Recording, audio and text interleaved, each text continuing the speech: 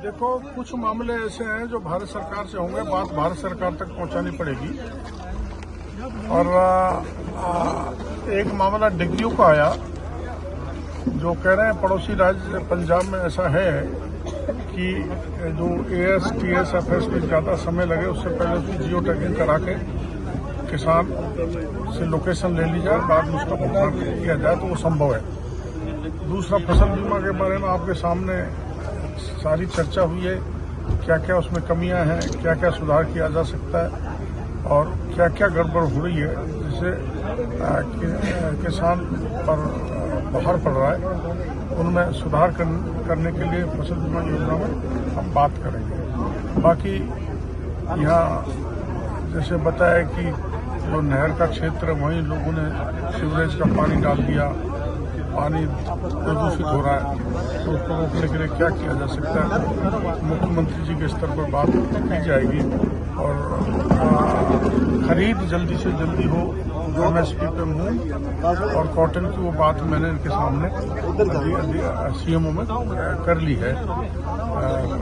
जो खाद और बीज है, बीज खाद जो है वो पर्याप्त मात्रा में मिले, समय पर मिले, ये हम सुनिश्चित करेंगे। सबसे चर्चा करने के बाद मेरे को कई समस्याओं का पता लगा।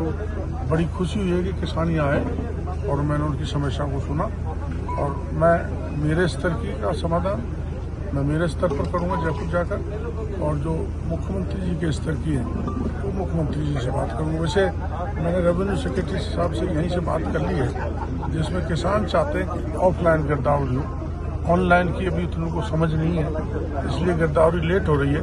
तो जल्दी से जल्दी गिरदावरी हो तो इनका MSP पे उत्पादन बिक सके, चाहे वो कॉटन हो चाहे मूंग। सर, कल जो रतनपुरा में हमने फैक्ट्री के ऊपर कार्रवाई की थी, उसके ऊपर क्या कार्रवाई की गई है? उसमें अभी तक 62 सैंपल ले लिए, जो मेरे को बताया गया। लेट रात को मैंने पता किया था, अब गए होंगे अधिकारी, रात हो गई थी, तो वहाँ सैंपलिंग कर रहे हैं, सैंपल की जाँच होगी। अगर सीट घटिया है तो उसके खिलाफ सख्त कार्रवाई होगी। और उसमें 1,70,000 गेहूँ तैयार किया था, गेहूँ का बीज, और तैयार करने का पैकिंग करने की जगह कोयम्बटूर तमिलनाडु लिखा हुआ था, जबकि वो तैयार संगरिया में हो रहा है, तो वो संदेह पैदा करता है। इसलिए हम उनकी सेल बंद कर ली। विस्तृत जांच के बाद उनके खिलाफ कार्रवाई करेंगे।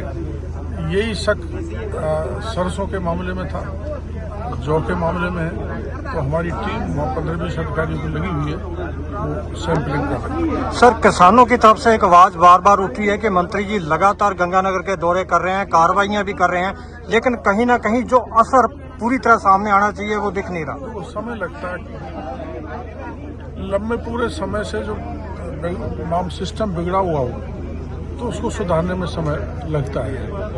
आप किसी झोंपड़ी पे, मकान पे धक्का मार दो फिर तो 2 मिनट में जाएगी, लेकिन उसको फिर खड़ा करेंगे तो उसमें समय लगेगा। वैसी स्थिति है, क्योंकि इसमें एक तंत्र विकसित हो गया, एक माफिया, जिसमें लोकल पॉलिटिकल सिस्टम भी है, अधिकारी भी हैं, कुछ कंपनी भी है, कुछ प्रोड्यूस करने वाले लोग भी हैं, तो उसको कॉकस को तोड़ने में समय लगेगा। धन्यवाद सर।